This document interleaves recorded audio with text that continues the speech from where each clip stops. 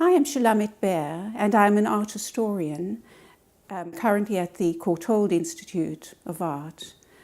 I've always had this intense interest in German Expressionism, and it has been a forte of my writings and publications as well.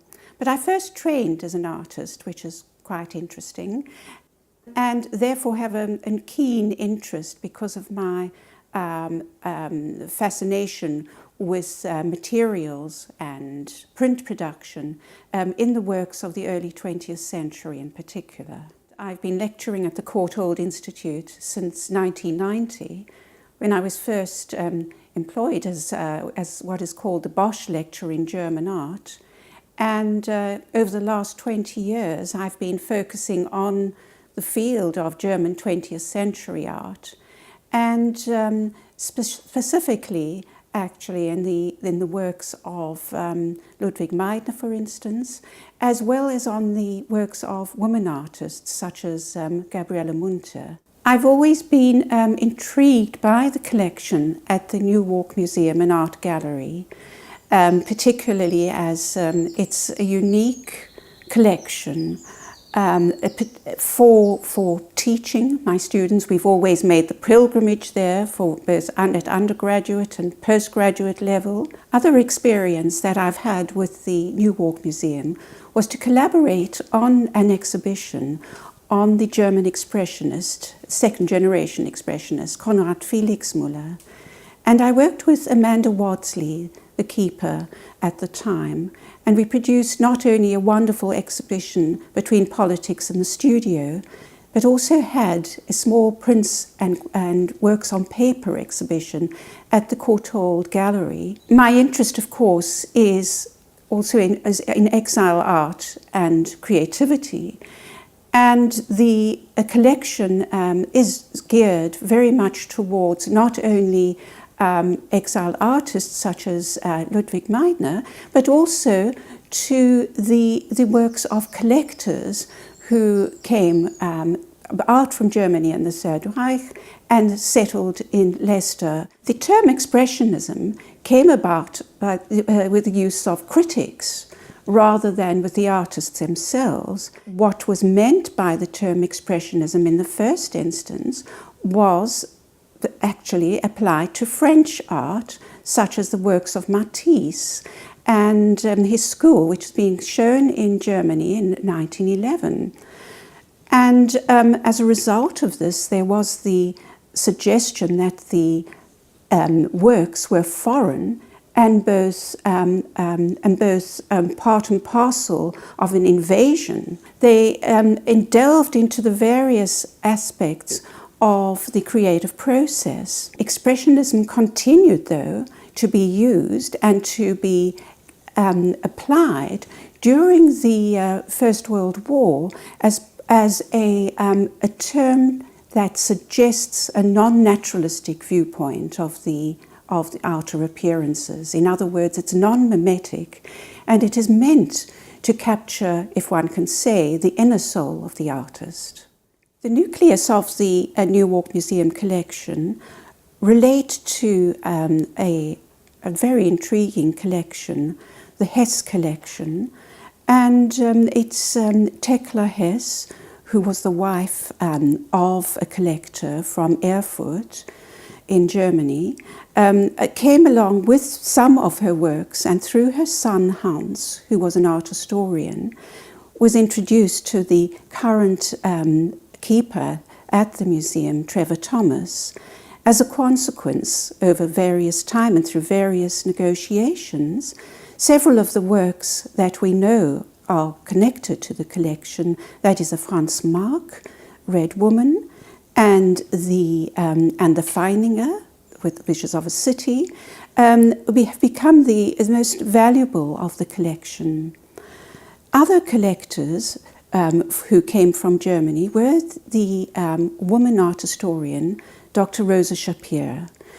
And she had this most extensive collection of Carl Schmidt-Rottluff's graphic works. Dr. Shapir's collection of Carl Schmidt-Rottluff's works on paper and graphics were shown in a large exhibition in 1953, to which, because of the post-war situation of art and reconstruction in Germany, he was able to send an additional 9 pieces of sculpture.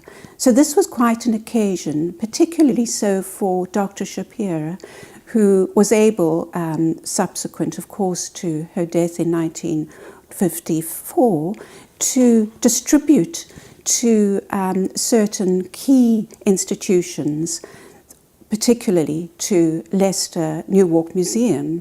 So this is how we come to get some of the magnificent works on paper that you see in the collection today. The ongoing process of acquisition was typical of the realization that nowhere else in Britain could one find such a unique location to view such works. And if we think in the 1960s, Leicester was fortunate to come by a key work by Ludwig Meitner called The Apocalyptic Vision of 1912. Now this work, because it's the earliest known work of Meitner's apocalyptic landscapes, is that valuable because it was possibly exhibited at an exhibition in Germany of the so-called pathetic ones, Die Pathetica, in 1912 at Herwald Walden's Galerie der Sturm. It's important because it talks about, when I say talk, I mean it's because he's within a circle of expressionist poets and writers, that there is this fascination with the city and the metropolis of Berlin. And in this work, we see a ruined city on the horizon and a convulsive landscape, subterranean landscape in the foreground. Distributed within the space as well are 3 nude figures, Dionysian nudes, going from the relaxed nude in the foreground to the partially awake forms emanating from them. And it's in this fluid universe that we find quotations from contemporary media, reports about the Halley's Comet in the sky, and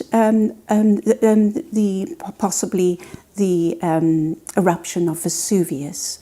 So a fascinating work which has all the features both of the high art appreciation of apocalyptic subject matter, but as well quoting from contemporary newspapers on the natural disasters of the time. Another important feature of the collection is the acquisition of works by women artists, starting, if one can say, with the acquisition of the portrait of Anna Roslund by Gabriele Munter, which was in 1991, a very brave purchase, I think.